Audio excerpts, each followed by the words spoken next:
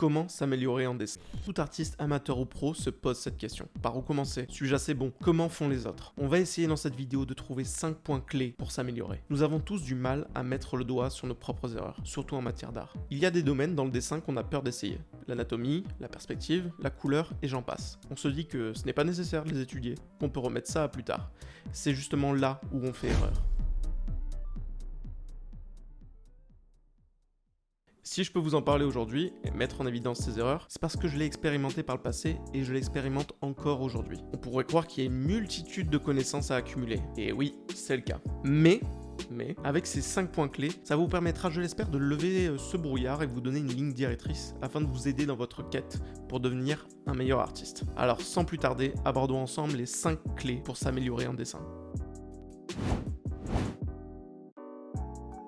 Je pense sincèrement que c'est l'un des sujets qui revient le plus lorsque je reçois des messages sur Instagram. D'ailleurs, n'hésitez pas à nous rejoindre.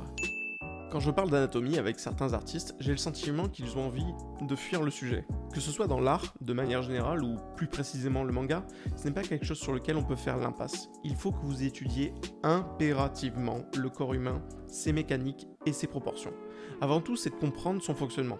Comment telle ou telle articulation s'active, ou encore de quelle manière un muscle s'insère et se contracte. Bon, je vous demande pas d'aller disséquer encore la morgue, de jouer Da Vinci ou encore Dr House, ça non, Google ou les livres font largement le taf.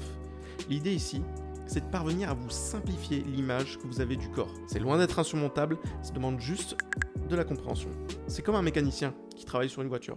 Il a une longue phase d'apprentissage pour savoir comment fonctionne le véhicule, comment telle ou telle pièce agit avec une autre. Et de même, lorsque le véhicule a une panne, il parviendra avec ses connaissances à résoudre ce problème. Eh bien, c'est exactement pareil avec l'anatomie. Il faut accumuler un savoir pour être en mesure de dessiner un corps avec les bonnes proportions qui tiennent la route. La route, le mécanicien, vous l'avez ? Évidemment, le but, ce n'est pas de connaître chaque recoin du corps humain, mais d'en avoir une vision fidèle pour ensuite être en mesure de le reproduire. Après, libre à vous d'y appliquer différentes proportions, comme par exemple Tite Kubo avec Bleach, ces personnages, ils ont des jambes, elles font 5 mètres de long. Il n'y a pas d'astuce secrète pour apprendre l'anatomie, même si j'adorerais. Il faut avant tout être capable d'en simplifier la structure. Mais je peux citer quelques artistes qui m'ont permis de mieux cerner l'anatomie, de manière générale, surtout de la vulgariser. Ethan Becker, Marc Brunet ou encore Proco.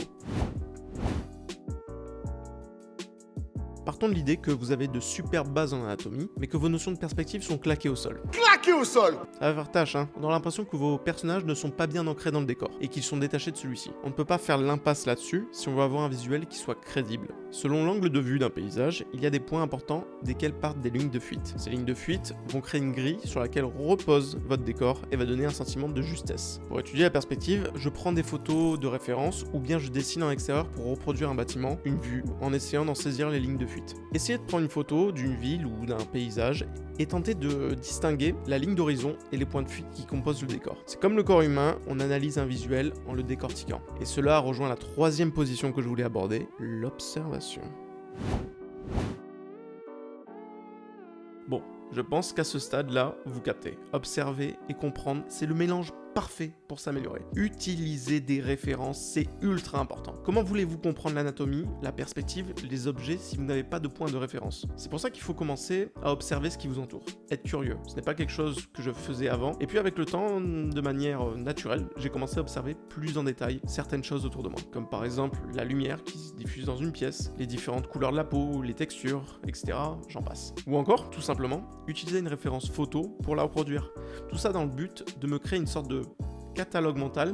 À force d'étudier, observer, ça devient plus naturel de reproduire quelque chose juste de tête. C'est l'une des caractéristiques que j'ai pu relever chez Kim Jong-gi. Pas le dictateur, mais l'illustrateur. Depuis tout petit, il observe et reproduit ce qu'il voit. À tel point que maintenant, il est capable de reproduire des positions ou des objets complexes car il a des références mentales à force de répétition. Le mec, c'est un catalogue, c'est un site internet. Mais pour ça, il faut se confronter à l'inconnu et oser se mettre en difficulté. Ok. Pour vous expliquer ce que j'entends par là, je vais prendre l'exemple de certains athlètes. Lors de leurs entraînements, ils n'hésitent pas à se mettre dans un environnement hostile, des températures variables et à pousser leur corps au-delà des limites. Ils se mettent en difficulté pour être capables de réaliser de meilleures performances. Pour le dessin, c'est exactement pareil. Ou presque. Il ne faut pas que vous hésitiez à vous mettre dans des situations inconfortables, des domaines que vous ne maîtrisez pas ou que vous avez peur d'aborder. C'est en se mettant en difficulté que vous allez être capable d'en apprendre davantage. Et quand je dis davantage, c'est peu de le dire, car vous allez énormément progresser lors de ces phases d'études. Mais aussi comprendre quelles sont vos forces et vos faiblesses. N'ayez pas peur d'essayer, de recréer des perspectives compliquées, des poses anatomiques dynamiques ou des angles de vue inhabituels. Au début, vous allez peut-être vous casser la gueule, mais tellement apprendre en retour.